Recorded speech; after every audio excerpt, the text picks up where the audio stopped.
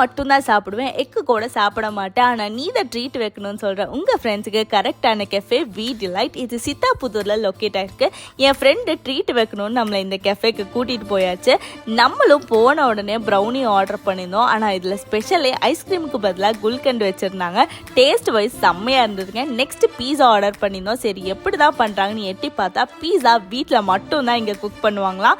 Brownies waffles எல்லாம் எக்லெஸ்ல பண்ணுறாங்களாம். Pure வெஜிடேரியன்ஸ்க்கு நிஜமாலுமே ஒரு சூப்பரான கெஃபே தாங்க. சரி பீஸா எப்படி இருந்ததுன்னு டேஸ்ட் பண்ணலான்னு பார்த்தா நாங்கள் எக்ஸ்பெக்ட் பண்ணதை விட சூப்பராகவே இருந்ததுங்க.